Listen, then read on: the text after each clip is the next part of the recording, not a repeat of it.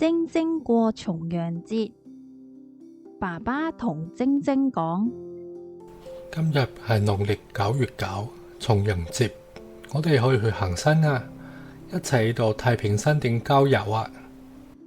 爸爸、媽媽同晶晶着上運動衫，帶咗水果、食物、毛巾、水壺等等，孭起背囊一齊去行山。佢哋嚟到太平山頂，爸爸話：山頂風景真係好靚啊！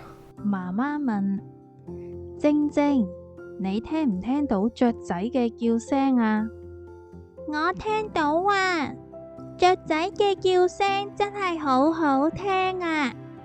然後媽媽就教晶晶讀兒歌，1、2、3。